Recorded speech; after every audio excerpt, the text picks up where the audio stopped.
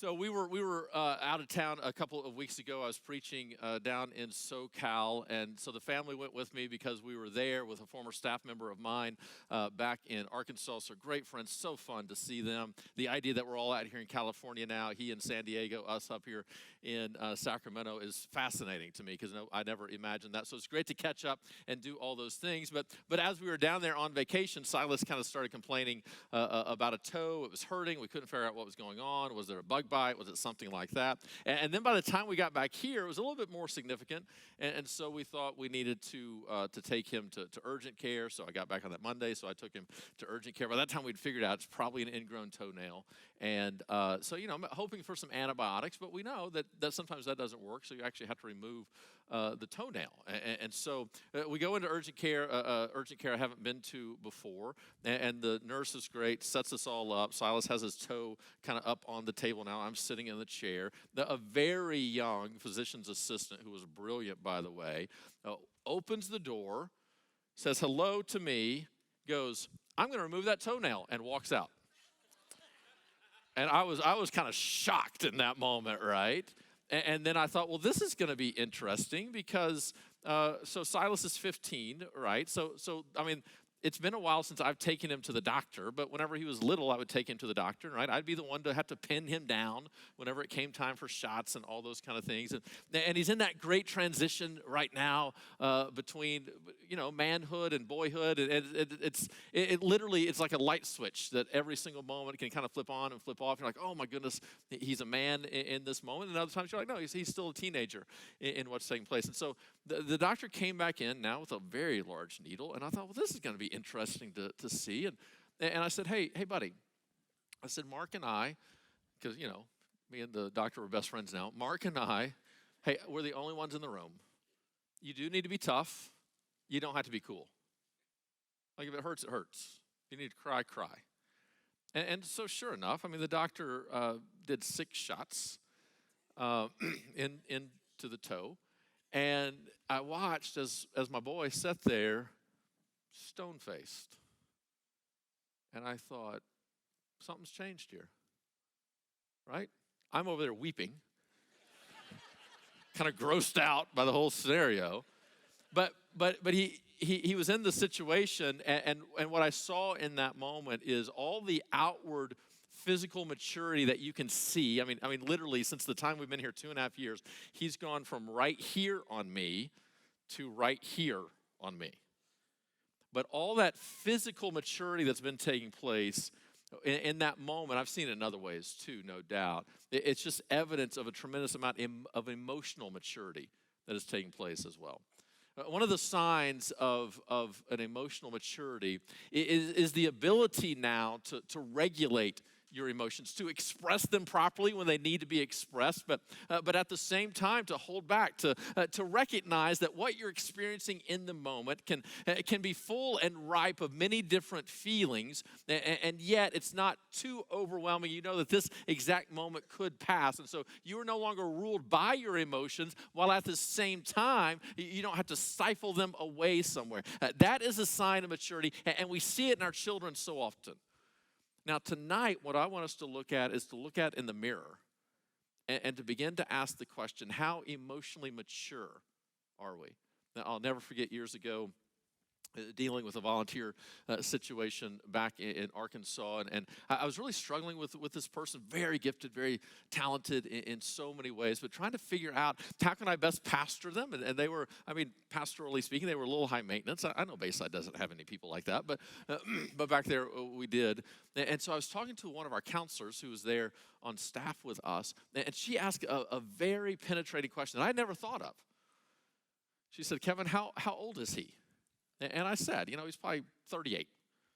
Then she asked, emotionally, how old is he? And I said, what do you mean? She said, if you were to strip away what you can see visibly, his stature, his age, if you were to strip that away, and you were to take somebody else who is acting exactly as he is emotionally, how old would it be?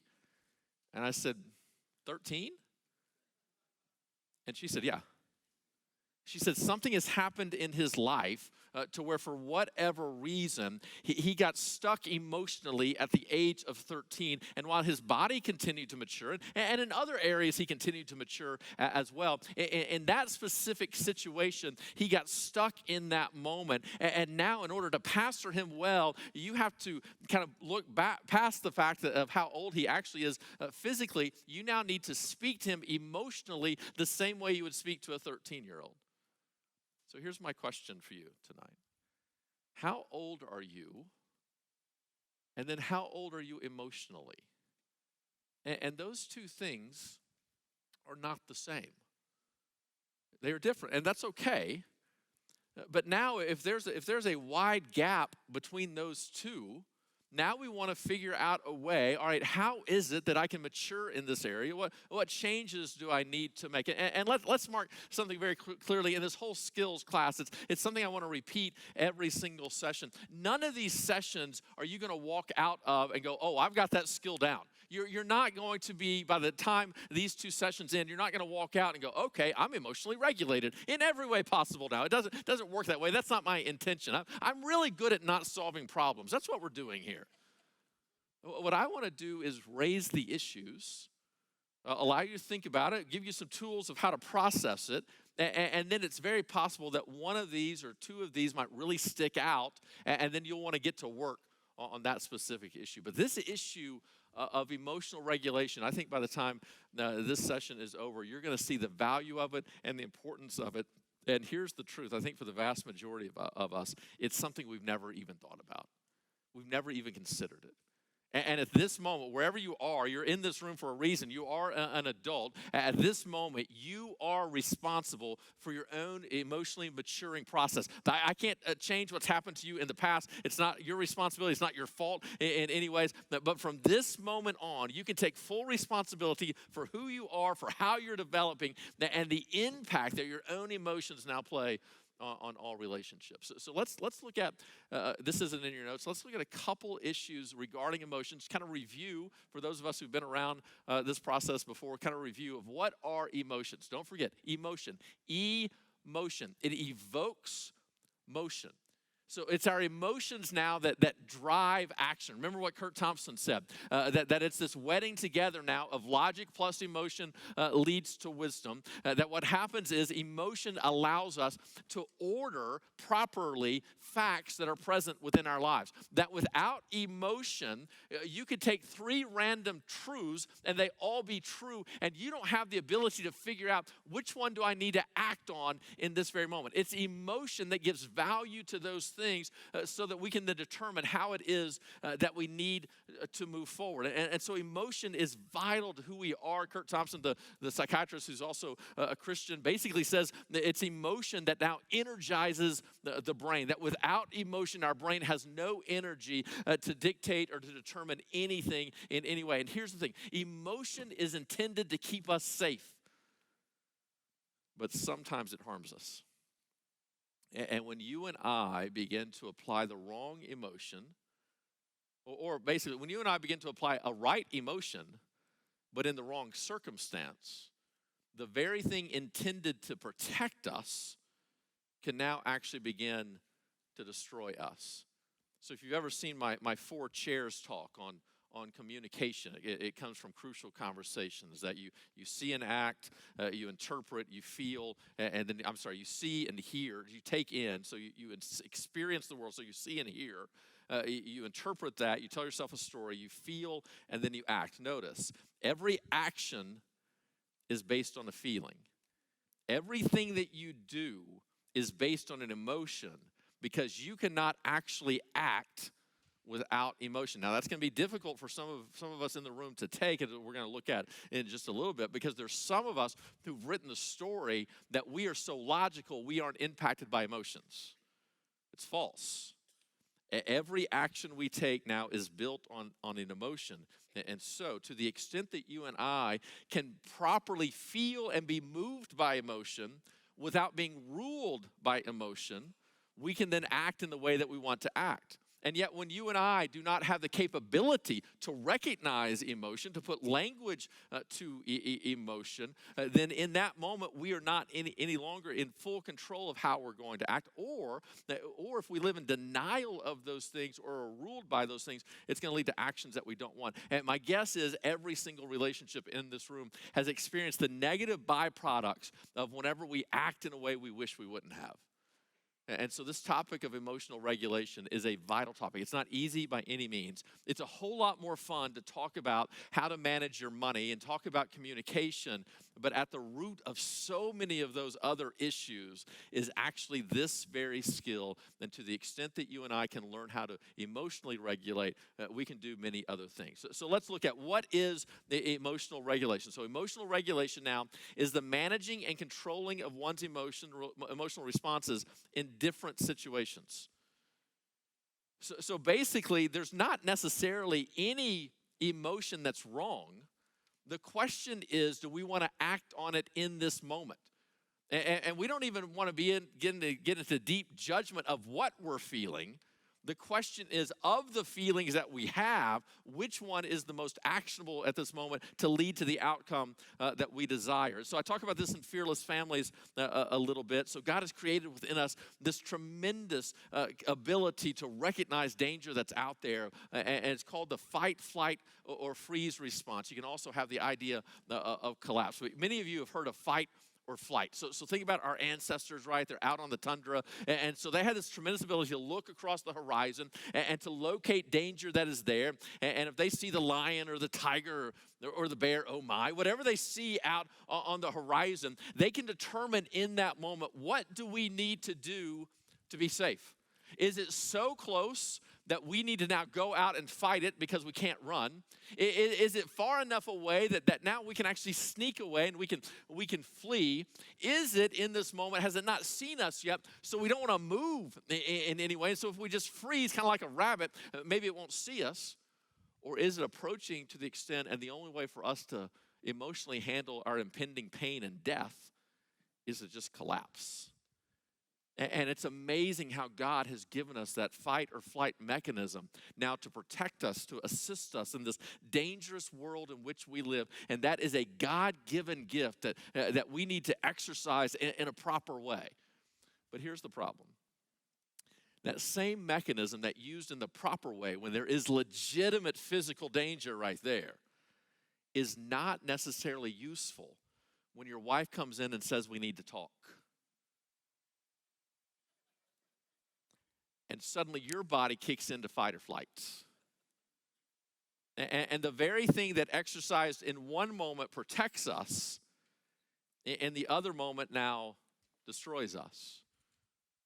So assuming your relationship is generally healthy, that there's not actual physical danger in that moment. Now, if there is physical danger, and rightly so, that fight or flight should kick in because you recognize there's danger there and you have to navigate it properly for your own safety. But if there's no danger there, if there is truly trust and respect and all those things, but that now triggers within you some response that in that moment you begin to respond with, all right, I got to fight. It's not necessarily physical fight, but you can get defensive very quickly. That's what fighting is. You can be critical. Basically, you can go on the attack, the verbal attack, being very respectful in all things, no doubt. But what's happening in that moment is you've engaged in fights. Or maybe your pathway is a little bit more often, I don't want to go that direction, or in this situation, I'm not going to go that direction. I'm actually going to flee. Now, I'm going to find a way now to get out, and so you pick up the phone. And so many of us don't understand that the television, that phone, that the technology is actually part of our fight or flight mechanism, and we are trying to emotionally escape from the intimate conversation. Or maybe it is a concept of freeze. And so you are going to sit there and take whatever it is that they say, but emotionally shut down. Your heart's not going to be out on the table. You're not going to be using words and language. You're not going to be engaged in the actual conversation. You're not going to stonewall. It's a type of freeze. Or maybe you just collapse, and it's just immediate appeasement. And they come in and say, hey, we need to talk. And while you have opinions and while you have ideas, You cannot engage in that moment. So whatever they say, you just go with. And it might be okay one time or it might be okay a couple times, but if you continually appease, if you continually diminish yourself because you're afraid of the intimacy, then eventually not only are you going to grow bitter of it and resentful, your partner is as well. And we never recognize that our actions in that moment go all the way back to how we were created, and we're using tools that were meant to protect us from the jaws of the lion, and we're wrongly implementing them whenever it comes to our most intimate relationships. And if you and I can start to make that connection, it can be transformative. So when the emotional response doesn't fit the situation, it's considered dysregulation. So your choices are emotional regulation or emotional dysregulation. Dysregulation would be things like an intense reaction, these rapid mood swings, an unpredictability about what we're going to get in the very moment. It's a difficulty now calming. Remember, those of you who have taken the attachment class, remember the idea of in the infant strange syndrome, right? The mom and the baby are in the room, or the mom and the toddler are in the room. The stranger enters. The mom eventually leaves. Now the child is with the stranger. That's a dysregulating kind of event. They're panicked, and rightly so. The mom comes back in the room in a secure attachment. The mom can now comfort the child and regulate the child pretty quickly back to a kind of peaceful moment. But if that relationship isn't strong, the mom has a difficulty and the child has a difficulty regulating, coming back to a sense of norm. So if you live in this emotional dysregulation, you could have some difficulty calming. And you can stay continually agitated in some way. You become impulsive. You can become overwhelmed by all the situations that are happening. So why is it that emotional regulation is so important? What can it actually do for us? Well, first of all, emotional connection requires emotional regulation. You can't interact in a healthy, meaningful way. Why not? Because when somebody else is emotionally dysregulated, their actions and behaviors are not as predictable. You could be in danger now. If they're in a fight or flight mentality, sometimes you are the actual threat, which causes you now to not trust, to not necessarily be respectful. You clearly can't be vulnerable in this moment, and guards begin to come up. And even if there's no threat of physical danger or even a verbal abuse, even if that's not any threat, still at the same time, you feel as though the actual conversation is a danger to your own heart. And so you begin to pull your heart back to protect it. And that actually then begins to separate the two of you. And so for us to truly connect in a meaningful, emotional way, both of us have to have the ability to have a sense of emotional regulation. My guess is every relationship has experienced these moments in which they feel completely connected. Maybe it's been a long time ago, but not a lot of couples get married without at some time feeling that kind of connection. The only couples that really get married without ever feeling that connection could be individuals who have never felt that connection. So they actually don't know what peace in a relationship feels like. So we've all probably had those experiences in which we felt we trusted the person, that we respect them. We can be vulnerable because we know we're not in danger in this moment. Our stress level, our cortisol begins to calm.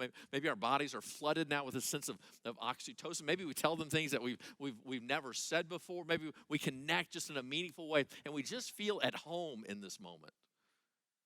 And yet we probably have all, in whatever state of our relationships, have felt these moments of dysregulation. No matter how much you love the person, just this disconnect that is there. And because there is a disconnect that is there, we unknowingly sometimes begin to pull back our actual hearts. So emotional regulation allows for conflict resolution. As a matter of fact, I would guess that emotional regulation is the number one issue whenever it comes to properly handling conflict. So if your relationship is characterized now by conflict and it's creating stress within you, emotional regulation is one of the first skills that you want to learn. It enables good communication. You can't listen when you're dysregulated. That person is a threat. Listening in part is a byproduct of feeling comfortable, of feeling safe. You can't communicate with the other person. Think about this. If those of you that have kids, do you remember when your kids were 3 or 4 and before Amazon, when we actually went to the grocery store and then throwing a tantrum in the aisle? You can't talk to them. There's no way to communicate. That's how you and I are when we're dysregulated. It doesn't appear that way. We can appear in control. We can appear stoically. But if internally, if our emotions are not running us, or if we're denying them, then we've lost all logic in that moment, and we can't communicate in a healthy way. Emotional dysregulation leads to relational dysfunction. When we don't have the ability to exercise based on the proper emotion at the moment. And think about what it means to regulate. Whenever you think about regulating something, it's not turning it off. It's not just letting it go uninhibited. It is leveraging now in the right way. If we were going to regulate the airflow in this room, if we're going to regulate the airflow in this room, we want just the right amount, at just the right space, at just the right time. So this is not about becoming stoic and stuffing emotions. As a matter of fact, that is a form of dysregulation. It is just as damaging now to live in denial of our emotions as it is to live in surrender to our emotions. The issue here is to just kind of get it just right. What is it supposed to be? And without that, we live in dysfunction. So how do we regulate? That's what we're going to talk about tonight. So first and foremost, it's an individual responsibility. Only I can regulate my own emotions. But at the same time, Jenny can assist me with the process. Whenever we have a generally healthy relationship and we're processing things in a good way, she can point things out to me. She can give me comfort in the things that are going on. So many years ago, some of you know this, I went through a season. I would just have this ongoing nauseousness, just at all times, in all ways. I went to my doctor. He goes, "Are you pregnant?" And I said, "I don't think I am." And because he said, "It kind of sounds like morning sickness." I said, "I know, but that's not it." And so I went through some counseling and various things. That's just what it's like to pastor you people. That's where you end up. You end up in counseling for those kind of things. And so one thing that we were talking about is there were occasions in which I would be out to eat with other people, and literally I just kind of get panicked. Not a panic attack, not quite to that level, but just an idea of I need out of here at this moment. And so I was talking to my counselor about that. He just asked, how do you and Jenny handle those moments? And I said, well, Jenny doesn't even probably know that happens. And he's like, all right, well, let's start by telling her. And married life pastor. And then number 2, he said, what if you did this? What if you gave a signal to Jenny, and there was just a way that she could hold your hand or do something to try to calm you in the moment that nobody else would pick up on? So Jenny and I talked about it, and I kind of got a little signal of what that would look like, and this maybe something I would say or something like that. And the next thing you know, we're out with another couple, and of course they have no idea what's going on. And in that moment, I just kind of feel it rising within me, and I give Jenny the signal, and Jenny, underneath the table, just puts her hand just on my knee, and I calm. There was something about her touch that just calmed me. And what's happening in that moment is I'm regulating my emotions, but she's helping me. And part of it is I'm reaching out to her, and at the same time, she is assisting me. So only I can influence. I can influence, but I can't control my partner's emotional regulation. She could influence me, but she couldn't control it. I can influence her, but I can't control it. Ultimately, this is your individual responsibility. But together, notice, we can co-regulate, and we can also co-dysregulate. Here's something you need to know about emotions. They're contagious. Emotions are contagious. So back in college, maybe I've told you this story before, but if I can't remember it, you won't. And so I remember back in college, I had a buddy of mine, and we just noticed our freshman year of college how occasionally people in chapel, I had to go to chapel. I went to Oklahoma Baptist University, so it was court mandated that you had to go experience Jesus. Because what better way to cause people to love Jesus more than force them into a worship service by old professors? And so we just noticed sitting in chapel as we were observing everything, how some people would get a round of applause, and it would just, why are we applauding for these people? And yet everybody in the room is just applauding, right? It made no sense whatsoever. And so I said, hey, how funny would it be if you and I would always sit in opposite places, and if our names were ever mentioned, we just begin to applaud for the other one, and let's see what would happen. And so we did that. And it was a small school, only 2,500, 3,000 students. And so your name on occasion would come up in these settings, and we never sat together. We were close friends. We never sat together. And every time my name came up, he would start clapping, and the room would clap. And it was the strangest thing ever. And people started talking about how popular I was. And man, everybody just loves Kevin. Isn't it amazing how this happens? Right? Y'all need to try this. So the next time Mark Clark says my name up here,